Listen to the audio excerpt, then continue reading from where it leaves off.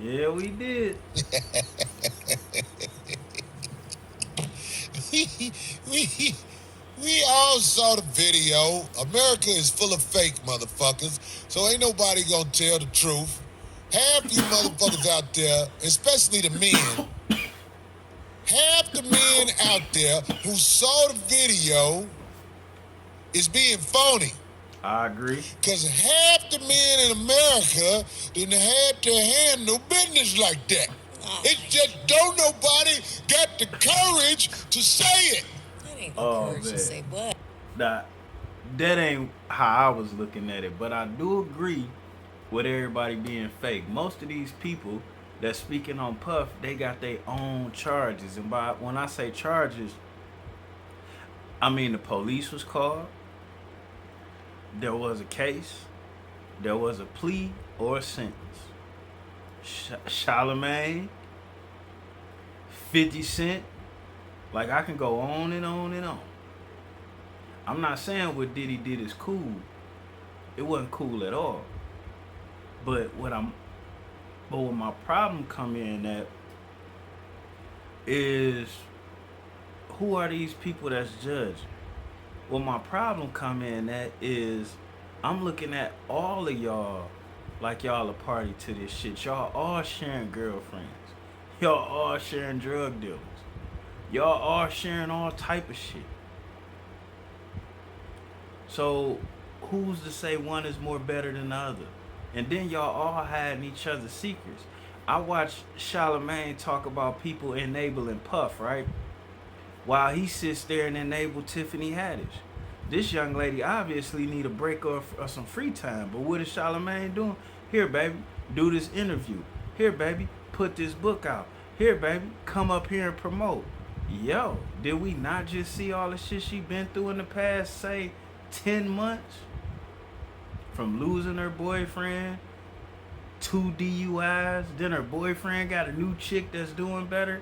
Like, on top of the little attack she getting on the internet, we just watched her lose her mind on the damn stage. But what they do, bring her up to the Breakfast Club. So don't sit here and tell me about enablers when you're an enabler. That's my problem with all of this fakeness with this. This nigga running around saying he was a Combs, Winfrey, Pickett, Knowles, Carter. Say, fuck is real, dad. So like to me, a lot of these people with so much to say about Diddy is a part of the problem. Don't get me started on the security guards. But let's see what else Corey got to say about it. He was excessive. He was. Dude was excessive. Thank you. Oh my God. Thank you. Oh my God. When they on the ground, that mean that's enough. That's for a real man. Once they hit the ground, you be like, all right now. I can't. I'm just saying. It's not Dude, a laughing matter. He was way out of pocket. Not as out of pocket as that apology. That apology was some cake ass. Every single thing. Nigga, that's the funniest shit. They need to play that shit back. Now the thing about the apology, if he was gonna put himself out there, he should have gone ahead and told the whole story. Not the whole story of him and Cassie, but the whole story about this hill this nigga then slid down that turned into a mountain that he was snowballing down while he was skiing. But I mean, he didn't do nothing to me personally, so apologizing to me don't cut it. And then I guess generally he did do something to me, generally he did something that affects all of us. Cause now, well not cause now, black men are always looked at a certain way. And now they got more reasons to look at us a certain way. Even though there's other type of men that did way worse than Puff. But you know how we are as black people.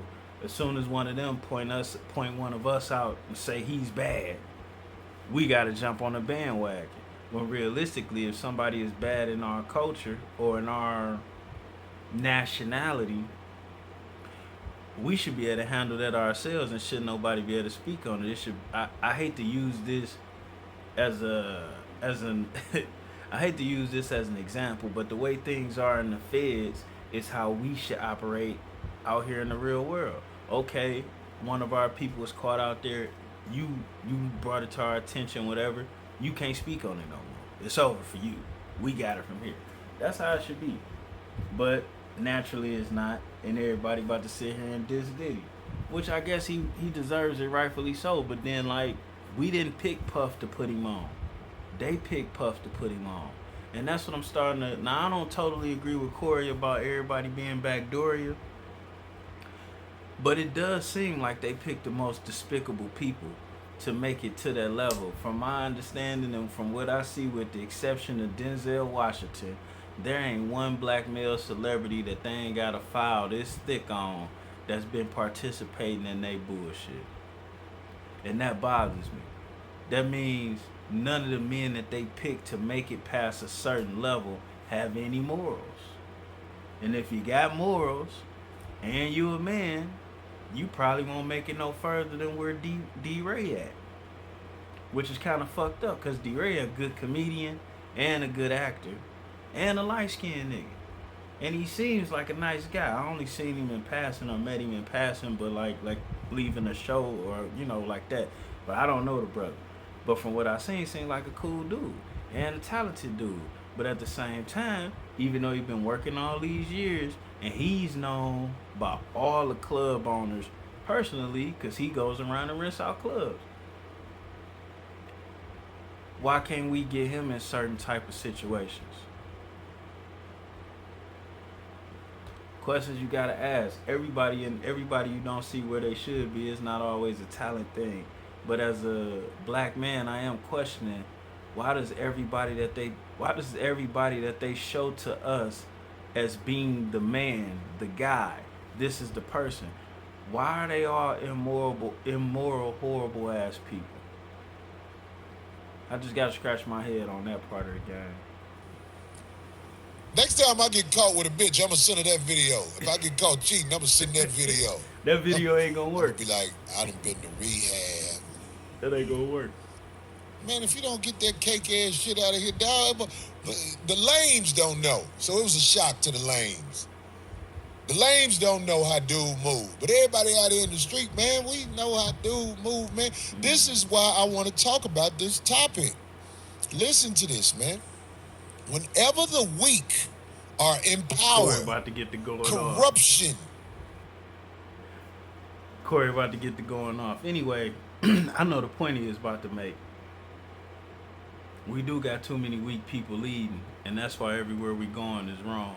And that shit should be stopped. You know, to be honest with you, somebody like a Puff should have probably never made it to being the boss. But he did. And you gotta respect that. It's pretty clear that they gave it to him. We all done heard the story about him getting fired and being down to his last $75,000, and he spent that on a Range Rover so he can look a certain way when he started going to the meetings to try to get his money, to try to get somebody to invest in him starting Bad Boy. We all seen him fall off at the Biggie and have to do the proactive commercials. You can't knock the man's hustle.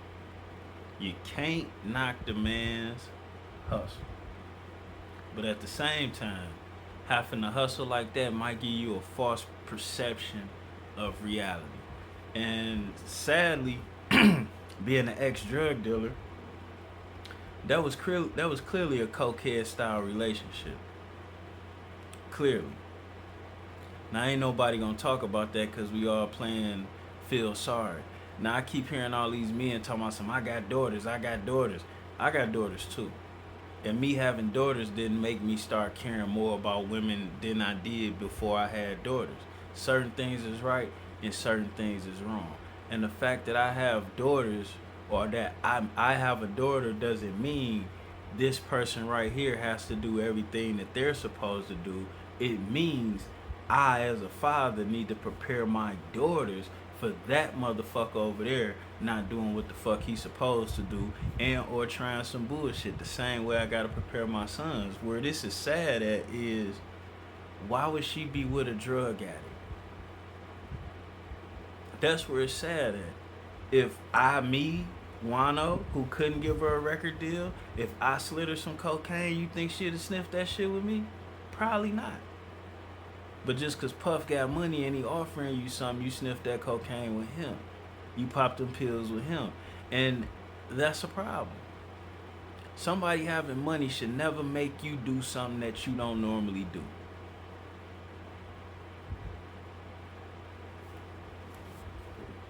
Now, if that was the case, we wouldn't even be in this situation. Something else I'm gonna teach my daughters is like, yo, you don't have to be down with what people doing. But if they down with you enough to do it in front of you and you ain't feeling it, then you need to separate yourself. And then respect them for giving you that opportunity. So that means to a degree that's still your friend. You just know you can't be with them like that. Cause let's make no mistake about it. If you've been doing cocaine for the past however long, you've been doing it all day, you've been doing it all night. When you get to coming down, it's gonna fuck with you up here. I can't tell you how many times I'd have been called to the hotel, motel. Somebody been spinning with me all night. Now it's 10, 11 in the morning. And them and the bitch then got into it because she tried to slide out with the shit. Which is something that happens a lot because I guess women got higher tolerances than men when it come down to certain things. So, man, I can't tell you how many women I done watched dudes sniff out this, that, or whatever. And they be at, dude pass out, bitch running off with his shit. Anyways, that's kind of what it looked like to me. But it looked like it could have been a lot of things. But that was for sure a two-way street. That was a one-sided ass whooping. But whatever they was doing was a two-way street. Because she ain't leave. And she could have. Because at one point, he dropped her and kept the bag. And we out.